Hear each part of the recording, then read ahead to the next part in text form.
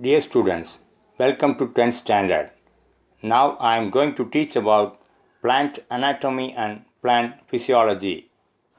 Unit 12, 10th standard. Okay. Plant anatomy is a branch of science which deals with internal structure and organization of different parts of a plant.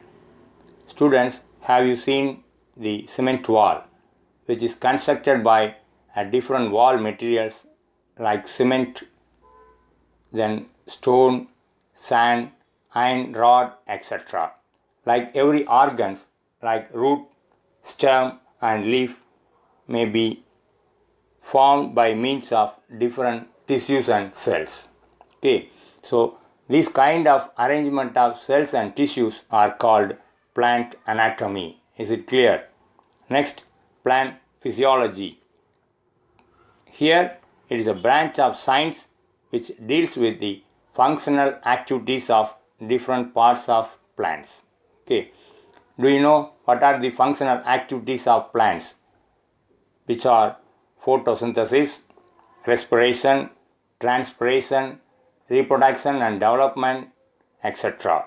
So, study about functional activities of different organelles of the plant, which is called plant physiology. Okay.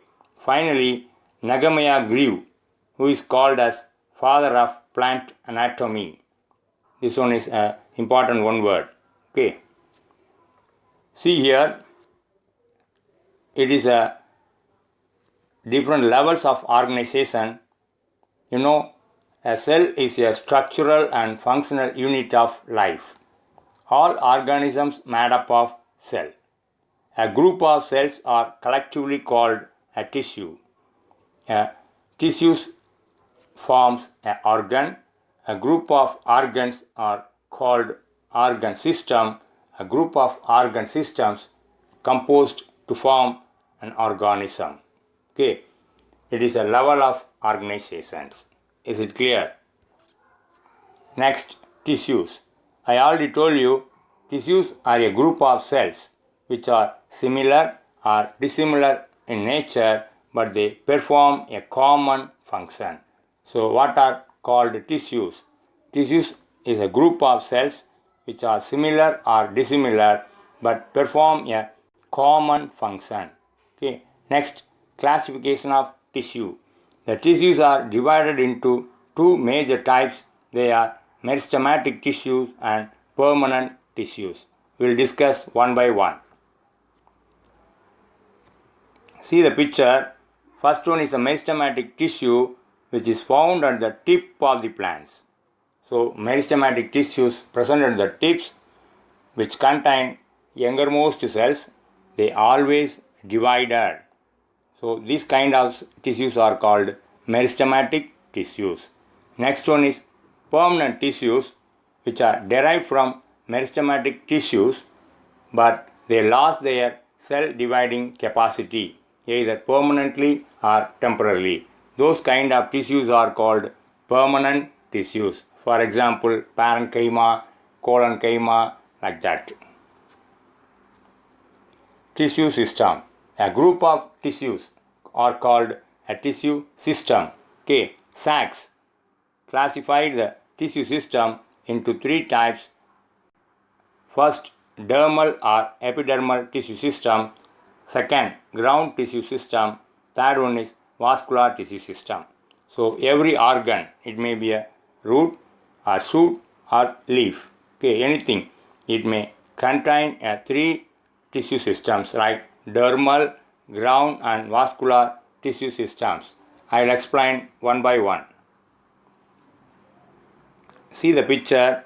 If we cut a plant through the CS, cross section, it appears like this. The outermost region is called a dermal tissue. It's like our skin of the body which is involved in the protection. Okay. Then below the dermal system there is a large system which is called a ground tissue. Okay, which is mostly involved in the storage function. Okay, made up of parenchymatous cells. Last one is a vascular tissue system which contain xylem and phloem, which are the major conductors of the plant body. Is it clear? First, epidermal tissue system. Okay, it consists of epidermis, stomata and epidermal outgrowths, which is the outermost layer in the outer surface covered by a cuticle. Then trichomes and root hairs are different epidermal outgrowths. You see here, there are some openings which are present on the epidermis is called stomata. Okay. Then unicellular root hairs are present in the rhizodermis, which is a epidermis of root. In the epidermis of stem and leaves, there is a multicellular epidermal hairs are present, which is called trichomes. Okay. Next, functions of epidermal system. Epidermis protects the inner tissues like cortex and vascular bundles. Stomata helps the transpiration. Do you know what is transpiration? Excess amount of water in a plant is vaporized through the holes, which is called transpiration. Then root hairs absorb water and minerals from the soil. Is it clear? Second one is ground tissue system. It includes all the tissues of the plant body except epidermal and vascular tissues. The tissue system present between vascular bundle and epidermis is called ground tissue system, which contains cortex, endodermis, pericycle and pith. Mostly a ground tissue system involved in storage and gaseous exchange. Is it clear? See the picture. These are all the different ground tissues which is involved in storage, made up of parenchyma cells which are loosely arranged with lot of intercellular spaces. Okay. Third one is vascular tissue system. It composed of xylem and phloem. They are always organized in a bundle, what we called vascular bundles. So xylem and phloem organized in a bundle called vascular bundles. You know, xylem conducts water and minerals and phloem conducts food materials. Okay. Then types of vascular bundles. Based on the arrangement of xylem and phloem, the vascular bundles are divided into three types. First, radial vascular bundle. Second, conjoint vascular bundle. Third, concentric vascular bundle. I will explain one by one. First, radial vascular bundle. Xylem and phloem arranged in the different radii, that means different direction, which is called radial vascular bundle. Example, roots. This picture B shows a radial vascular bundle. Here the xylem and phloem is arranged in a different radius, different directions, which is called a radial vascular bundles. Next one is conjoint vascular bundles. Here the xylem and phloem arranged in the same radius, so which is called a conjoint vascular bundles. The picture A shows the conjoint. Here the phloem and xylem which are arranged in a same radius, which is called a conjoint vascular bundles. Is it clear? Next, collateral vascular bundles and bicollateral vascular bundles. In the conjoint vascular bundles are divided into various types. They are collateral, bicollateral and concentric vascular bundles. Okay, first collateral vascular bundle. Here xylem towards the center and phloem towards the periphery. So xylem towards the center and phloem towards the periphery, which is called a collateral vascular bundle. You see here a xylem towards the center and phloem towards the periphery, which is called a collateral vascular bundles. Okay, collateral vascular bundles are divided into two types. They are closed vascular bundles and open vascular bundles. In the open vascular bundles, between xylem and phloem, there is a tissue is called cambium. Okay, so cambium is present between xylem and phloem is called open vascular bundle.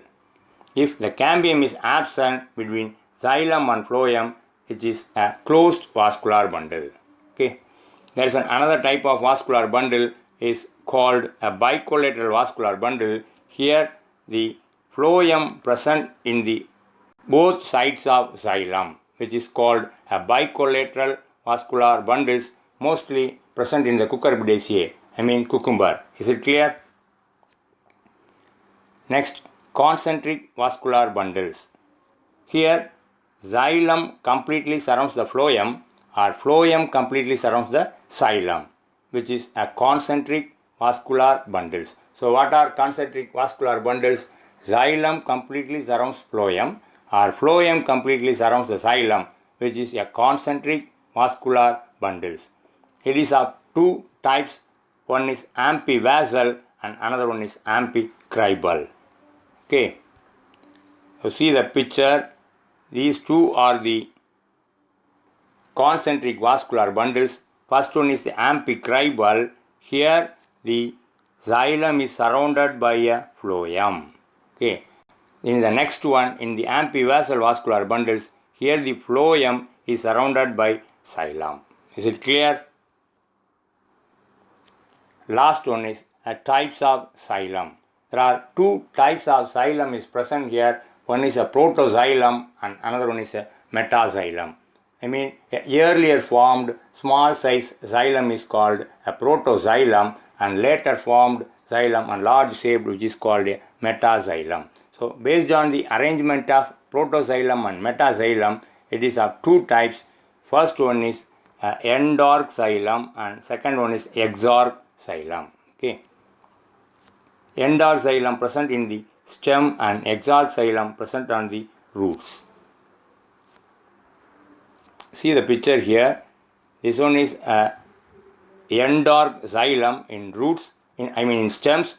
Here is the protoxylem present towards the center and the metaxylem towards the outer, periphery, which is called endorc xylem. In the other case, in roots, here the protoxylem towards the outer and metaxylem towards the center, which is called exorc xylem. Is it clear? That's all about different types of tissues and tissue systems. Thank you.